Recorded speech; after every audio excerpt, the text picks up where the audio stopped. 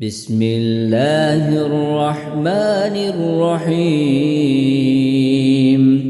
يا أيها المزمل قم الليل إلا قليلا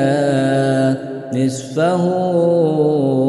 أو انقص منه قليلا أو زد عليه ورتل القرآن ترتيلا إنا سنلقي عليك قولا ثقيلا إن ناشئة الليل هي أشد وطئا وأقوم قيلا إن لك في النهار سبحا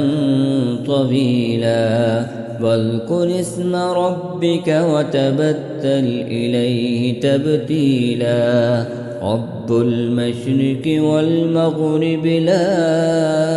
إله إلا هو فاتخذه وكيلا واصبر على ما يقولون واهجرهم هجرا جميلا وذرني والمكذبين أولي النعمة ومهلهم قليلا إن لدينا أنكالا وجحيما وطعاما ذا غصة وعذابا أليما يوم ترجف الأرض والجبال وكانت الجبال كثيبا مهيلا إنا أرسلنا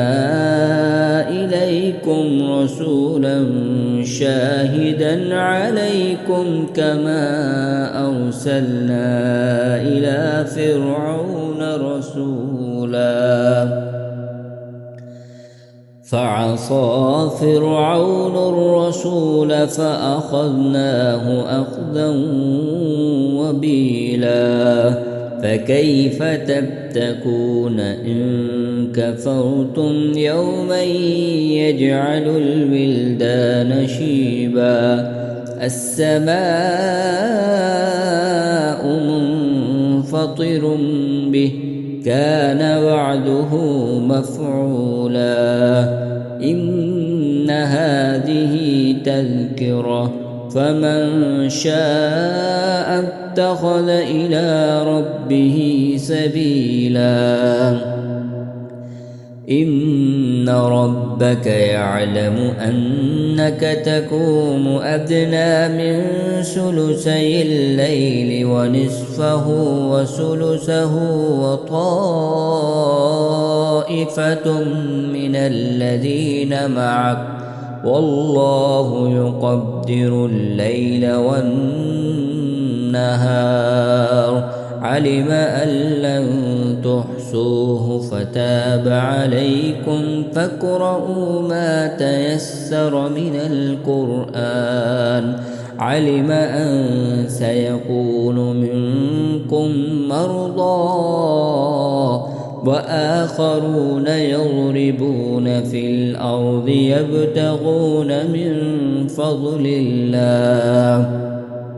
وآخرون يقاتلون في سبيل الله فاقرؤوا ما تيسر منه وأقيموا الصلاة وآتوا الزكاة وأقرضوا الله قرضا حسنا وما تقدموا لأنفسكم من خير تجدوه عند الله وخيرا وأعظم أجرا واستغفروا الله إن الله غفور رحيم صدق الله العظيم.